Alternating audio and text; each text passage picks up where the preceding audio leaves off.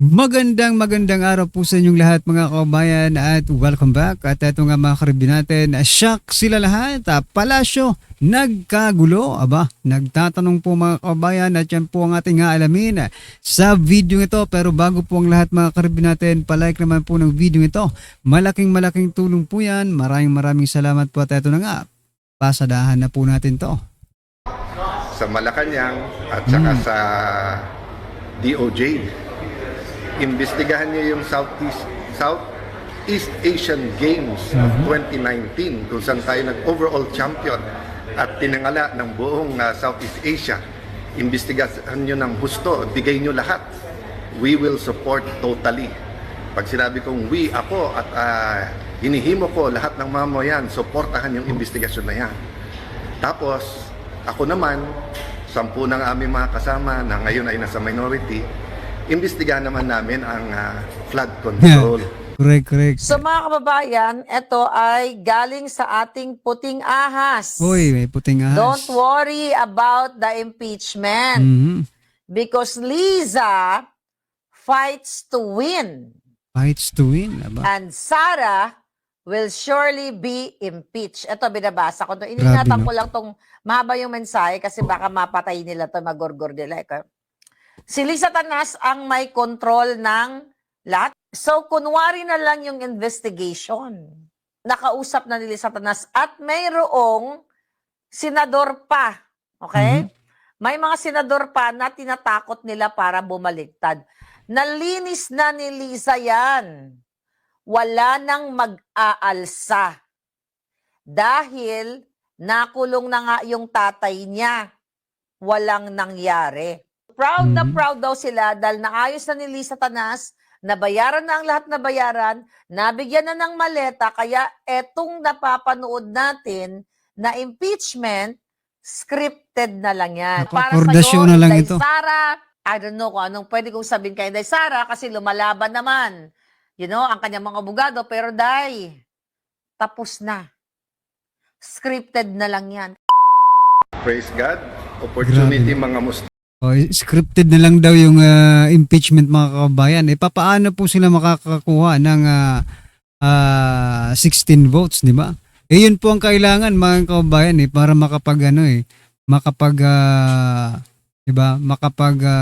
makonvict nila si Vice President Sara Duterte mga kababayan. Pero tingnan pa rin natin itong sinasabi nilang scripted na po itong mga nangyayari ngayon sa Senado. Posible rin naman yan Quiet lang po kayo, atin-atin lang to. Pero iparating natin sa NBI, sa DOJ at sa Malacanang.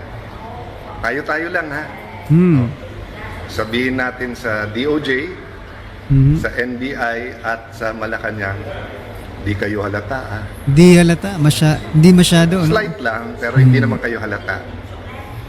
Correct. Pero alam niyo po, meron biblical principle. Kung anong ating itatanim, yan ang ating aanihin. Correct. At sabi parati ng ating mga kababayan ay sana all. Sana all. So, ito proposal natin sa NBI, sa Malacanang, at saka sa DOJ. Imbestigahan niyo yung Southeast Asian Games of 2019 kung saan tayo nag-overall champion at tinangala ng buong Southeast Asia. Imbestigahan nyo ng husto, bigay nyo lahat. We will support totally. Pag sinabi kong we, ako at hinihimo ko lahat ng mamayan, suportahan yung investigasyon na yan. Tapos, ako naman, 10 ng aming mga kasama na ngayon ay nasa minority, imbestigahan naman namin ang flood control. Correct, ayun. Ayan, deal or no deal mga kababayan, Ombudsman, DOJ, hinahamon na kayo ni Senator Alan Peter Cayetano. Imbestigahan niyang SEA Games na yan mga kababayan at sila naman po ay mag-iimbestiga dyan po sa flood control scandal na yan. Nang magkaalaman na po mga kababayan, di ba? Para walang tinatago talaga. Alright? Impeachment, nalinis na ni Liza Tanas. Nako. 2 months ago pa. 2 months ago pa. ICC, madudurog na. Madudurog na ba ng Amerika ang ICC PRRD, kailan ang uwi? Okay, mga kababayan. Hmm. Unahin na muna natin yung ating breaking news. Nakatanggap tayo ng mensahe. Although, alam nyo na talaga ang ginagawa ng Bangag Administration, alam na natin itong impeachment na ito ay luto na, matagal na. At Correct. talagang gagawin nila ito laban kay Inday Sara. So mga kababayan, ito ay galing sa ating puting ahas. Okay?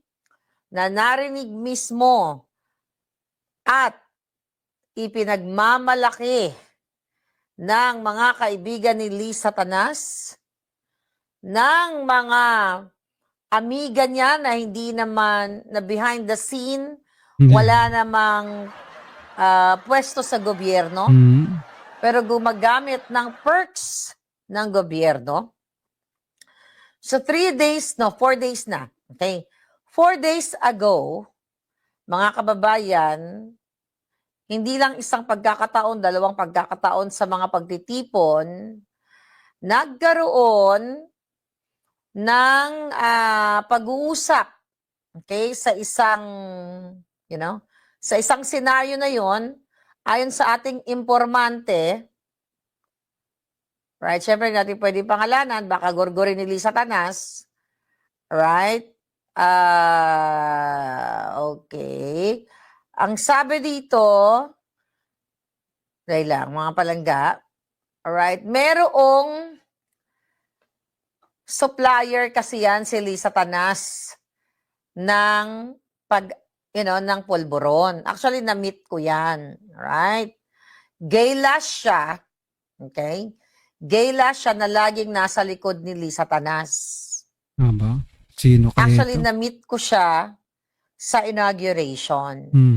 Okay. Sa pagtitipong yaon, mga kababayan, napag-usapan nila yung about sa impeachment ni Lisa Tanas. It just so happened na itong nagsusupply ng pulburon kay Bangag at kay Lisa Tanas, meron tayong kasama nila na Joting Jahas. So pinag-uusapan nila yung impeachment na ang sinasabi dito na tungkol sa ano na kaya mangyayari sa impeachment, uy, napanood nyo ba? Ganyan. Nasubaybayan nyo ba? So, ganun yung flow ng conversation. Right? At ang sinasabi nito ng backlash na ito, very, very close kay Lisa Tanas, nakikinabang sa pera ng bayan, nag-e-enjoy, nakikinabang sa perks, kahit saan sila pumunta na bansa, mga kababayan, mapa Europa, mapa Amerika, mapa Asia, ay ginagamit nila ang diplomatic benefits of Grabe naman. whatever na makukuha nila. Samantalang tayong mga mga taxpayers, no, mga kababayan. Grabe tayo, todo tayo sa pagkayon. Tapos sila pala, mga karabin natin, kahit saan sila magpunta, lahat ng benepisyo, no? Lahat siguro ng ginagawa nila, o lahat ng kinakain, lahat ng sinasakyan, lahat po ng mga luxurious things na ginagawa nila. Ay tayo pa siguro ang nagbabayad dyan, mga kababayan, nayupak na yan.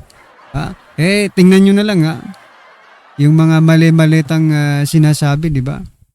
Tapos itong lately lang, itong kay Mima Alicia, di ba? Milyones po ang pinag-uusapan nila, di ba? Samantalang tayong mga lumalaban ng patas, mga kababayan, para lang may maipamigay ang mga hinayupak na yan, di ba? Ay, nako talaga, anong klaseng gobyerno ito? Sa mga iba't ibang embahada. Ano yung ginagawa nila? VIP treatment. Okay? At itong backlash na ito, okay? Ano to mga kaibigan nito, mga trying hard, na mga artistahan, or Basta Sino mga kaya celebrity ang ano to. Alam mo naman si Lisa Tanas, di ba? Nagpapaka-celebrity yung Coronot na yan. But ganun pa man, etong backlash na ito, very, very close kay Satanas na na-meet ko no inauguration, sinasabi niya, okay, na oy, hindi ito verbatim pero ito yung konteksto. Don't worry about the impeachment because Liza fights to win and Sara will surely be impeached. Ito, binabasa ko. Iniingatan ko lang tong mahaba yung mensahe kasi baka mapatay nila to, magorgor nila. Okay? Ang sabi ni Baclush na nagsusupply ng pulburon kay Bangag, right? Nalinis na ni Liza yan. Wala nang mag-aalsa. Dahil nakulong na nga yung tatay niya. Walang nangyari. So proud na proud daw sila dahil naayos na ni Lisa Tanas, nabayaran na ang lahat na bayaran, nabigyan na ng maleta, kaya etong napapanood natin na impeachment, scripted na lang yan. Hindi ako nagkamali, di ba? Ako yun yung assessment ko. Ganon din naman yung assessment nyo. Hindi naman ako bukod tangi, di ba? Na ako lang ang nag-assess. Kaya wala na pong kwenta yan. Narinig mismo ng ating puting ahas na ang sinabi, nalinis na ni Lisa yan. May iba pa bang Lisa Tanas? Alright? Then,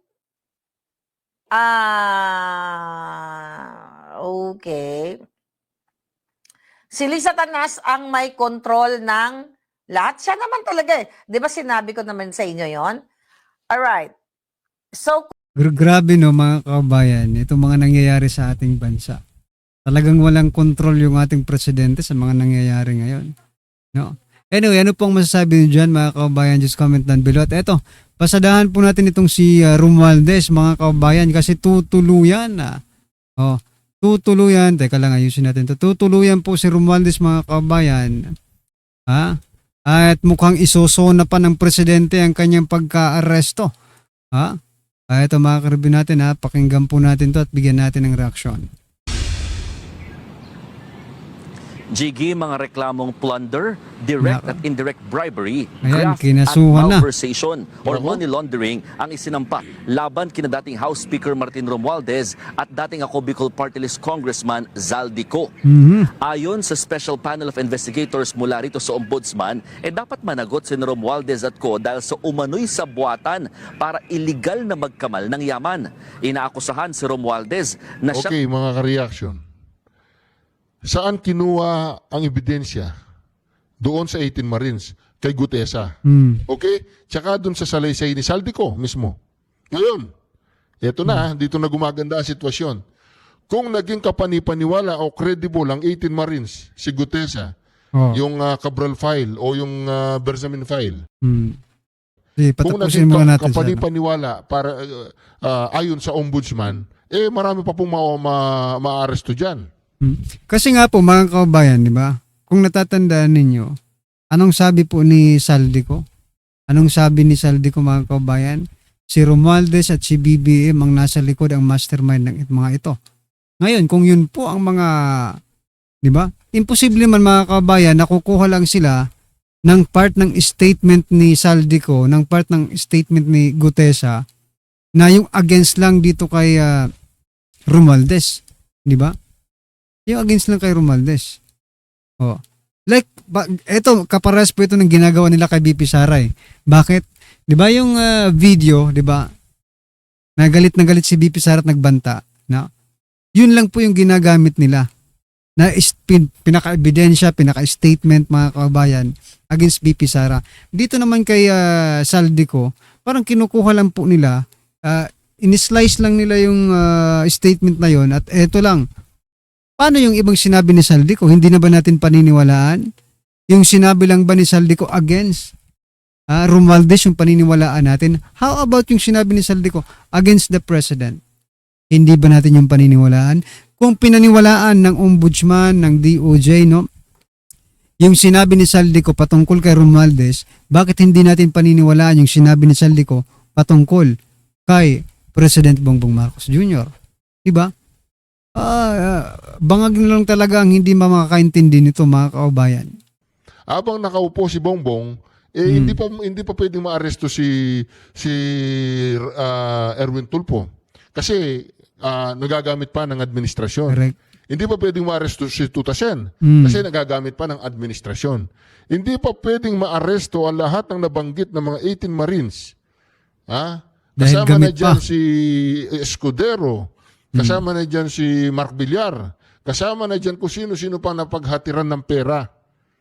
Hindi pa po sila pwedeng maaresto ngayon. Pero pagkatapos ng 2028 or bago mag-2028, na kapag talagang gipit na po si Bongbong at ayaw niyang mag-isa sa kulungan balang araw, isa-isa na po Damay-damay nila na. lahat po Yeah. na nabanggit ng Damay-damay 18 na yan, Marines. mga kaubayan. Na po itong dito mga kahapon, Mata yung chairman ng House Appropriations Committee na siyang sumusuri at nagsusumite ng panukalang budget sa plenaryo. May ebidensya rin daw na lumalabas na nakatanggap si Romualdez ng pera mula kay Ko sa pamamagitan ng cash deliveries o paghahatid ng mga male-maletang pera. Yan na yun. Mula Yan na yun. 2022 hanggang 2025, tinatayang Yung, nasa 18 Marines na po yan. 56 billion pesos ang kabuuang halaga ng umano'y nakamkam nilang halaga dahil dito. May ebidensya rin daw na paulit-ulit nakakuha ng ill-gotten wealth sina Romualdez at Co sa pamamagitan ng kickback at pag-impluensya pagdating sa proseso ng budget. Pero ito nga ang tanong dito, mga kaubayan, no? Ang tanong sa ating lahat, naniniwala ba kayo dito? Talaga bang tutuluyan na ni President Bongbong Marcos Jr. ang kanyang pinsan? Parang imposible ito, Or, eto lang, mga kaubayan, dahil nga hinahanap na ng ating mga tayong lahat, di ba? Tayo po ay naghahanap ng nasaan na ba yung sinasabing mahiya naman kayo? Dahil ngayon mauulit na naman yung SONA, baka hindi na mahiya na naman kayo ang sasabihin. Nahihiya na ako, di ba? Baka nahihiya ng presidente at eto na nga. Magsasample sila. Kasi biruin nyo, mga kaubayan, di ba, kinasuhan. Friday ngayon, kahapon. Walang business Di ba? Business days. So Lunes pa yan. Lunes po ang SONA ng Pangulo. So malamang may insert yan sa SONA ng Pangulo, mga kabayan, at abangan po natin kung anong pangyayari diyan, excited na ba kayo? Ako, excited na ako sa mga magiging mga pahayag ng Pangulo, pero hindi ibig sabihin na excited tayo na talagang paniniwalaan natin. Ako excited akong marinig ang mga kasinungalingan, mga kababayan. Kasinungalingan na sasabihin ng ating Pangulo. Yun ang nai-excite ako, mga kababayan. Matibay rin daw ang ebidensyang paulit-ulit silang Oy, tumanggap ng matibay, porsyento o kickback mula Gaano naman sa mga katibay flood kaya control ito? projects. Habang sa reklamong money laundering jiggy para kay Romualdez pa rin, iginiit ng mga nag-iimbestiga na ang perang nakuha ng kongresista bilang kickback pa rin at hindi lang daw itinago bilang kasya kundi ipinadaan umano ito sa network ng mga kumpanya at iba't ibang transaksyon at saka ginamit naman sa pagbili ng mga ari-arian at Grabe, mga no? investments. Jiggy. At mo ngayon na isampa na yung mga reklamo, ano ang susunod na mangyayari? Well, Jiggy, next step is papadalhan ng ombudsman ng kopya ng reklamo ang mga respondents, kabilang na nga dyan sina Romualdez at Co. Bibigyan sila ng tsansa na magsumiti naman ng counter affidavit para sagutin ang mga aligasyon laban sa kanila. Susuriin sa preliminary investigation kung may sapat bang ebidensya or probable cause para sampahan sila ng kaso. Kung makikitaan ng probable cause o sapat na basihan, dito na sila sasampahan ng kaso sa Sandigan Bayan at ipapaaresto ng korte. Jiggy. At may reaksyon na ba ang kampo ni na Romualdez at Co? Grabe, no? Ang tagal na po ni Saldico, no? Hanggang ngayon hindi pa rin nahuhuli, mga kaubayan. Pero alam niyo ba, mga kaubayan, no? Doon sa kay ex-congressman Arnie Teves, no? Grabe po ang effort ng ating pamahalaan para lang maiuwi si former congressman Arnie Teves. Pero kay Saldico, sinasabi nilang nagtatrabaho sila, ginagawa nilang lahat para mapauwi dito si Saldico. Pero hanggang ngayon mga kababayan, matatapos na lang ang termino, no? Patapos na po ang termino ni President Bongbong Marcos Jr. pero hanggang ngayon, wala pa rin tayong nakikitang ni buhok ni Saldico, ha? Na nandito na sa Pilipinas mga kababayan. Oh, Meron na, Gigino, ayon sa tagapagsalita ni dating House Speaker Martin Romualdez na si Attorney Elaine Atienza, noon pa man daw ay handa na sila, no, yung kongresista na harapin itong anumang reklamo laban sa kanya. Naniniwala rin daw silang maliliit paldo, no? Paldo itong attorney na ito, itong si Elaine, Attorney Elaine Atienza. Ay, paldong-paldo yan mga kababayan, ha? inis ni Romualdez ang kanyang pangalan kung magkakaroon lang daw ng patas na investigasyon. Wala pang bahayag o Tingnan niyo yan, ha? statement na Even Romualdez, naniniwalang wala talagang patas na investigasyon sa administrasyong ito, mga kababayan, ha? man tungkol dito ang panig ni dating Congressman Zaldico. Pero nauna na niyang itinanggi na tumanggap siya ng kickback sa flood control projects at iginiit niya rin noon na chismis lang at wala raw basihan ang mga paratang at pawang pamumulitika lamang. Yan muna ang latest mula rito sa Ombudsman. Balik sa iyo, Jiggy. Yan ang ulat ni Mo. Kasi kami, Bakit Wala. hindi ka pupunta, Sen? wala naman ako ma-expect eh. Hindi pupunta sa zona. Ayaw niyong pumorma doon. Sayang naman yung nakabarong na 20 million na naman ng pagkain doon. Oo, sanay na akong pumorma kahit wala akong itsura. Okay lang. Ano ka ako, Hen? Nga naman. Forma, pero wala yung tura. Agree ako doon. Sir, Gusto ha? Like, gusto? Malamang ipagmamalaki yung UMIC, yung upper middle income class status natin. Kung basta nag-graduate tayo sa middle income status, so upper middle income. Pero nakalulungkot doon, una, it took Vietnam 16 years to get to UMIC, yung upper middle income. Tayo, it took us 50 years bago 50 mag-UMIC, years. upper middle income. Ang Vietnam, ang per capita net income ngayon, lumalabas na $4,950, almost $5,000. Tayo, $4,820. Mas mababa tayo. And yet, tandaan natin, 50 taon na nakikipag-away ang Vietnam, giyera against France and Amerika. Tinalo nilang pareho yan. Sirang-sira ang Vietnam. Pero ngayon, nilamangan na tayo ng Vietnam. Ay, anong pagmamalaki mo doon?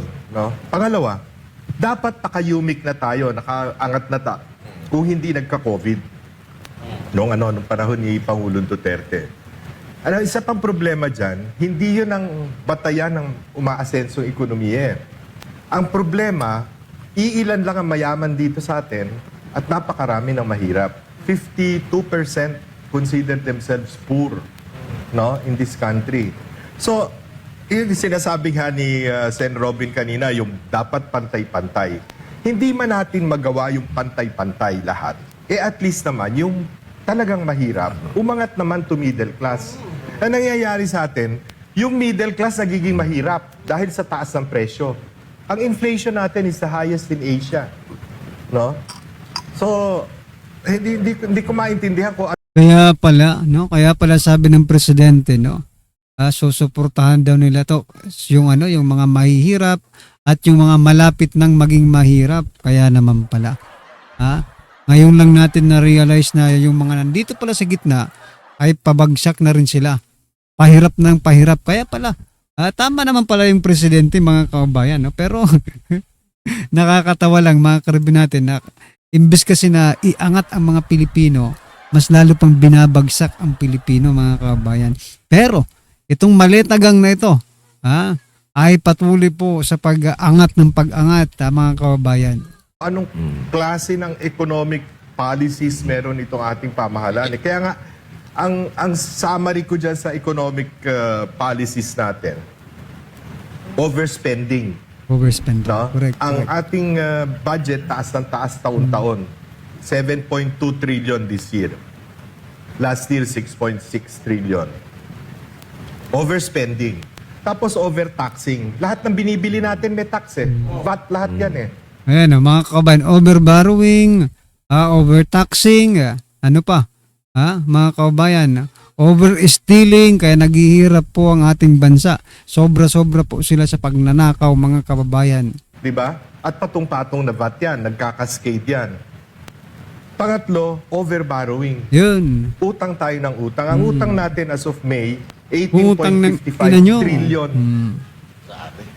Kaya Grabe Pangulong na to. Duterte, tumaas lang ang ating utang dahil sa COVID. Kasi lockdown tayo ng 2 taon eh. 2 taon Maganda ba na naman? ratio natin nun eh. No, bumababa na yung debt to GDP ratio natin. So, overspending, overtaxing, overborrowing. Pero ang masakit, kaya overborrowing, overtaxing, overspending, kasi overstealing.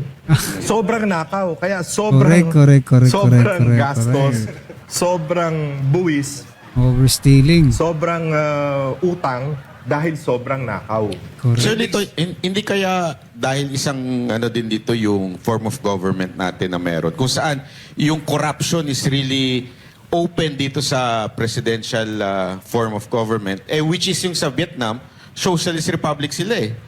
So, tulad nga yung sinasabi pinupush ni Sen. Robin, yung baka panahon na para magbago tayo ng form of government. Actually, matagal nang dapat tayo nagpalit ng form of government. O at least, baguhin yung konstitusyon, yung saligang batas. Ang problema, too late na in the day ngayon. Patapos na eh. Dapat, halimbawa, si Inday Sara, maging presidente sa 2028, dapat yan ang unang sona niya, hingin na niya yan. Alright, Reaction TVP is nagbabalik. Reaction. Tinawag siyang bobo at walang silbi. Naku po! Habang siya nasa Pilipinas, Matindi yan. Oo. Matindi yan. meron pa siyang dinagdag eh. Ano pa sabi?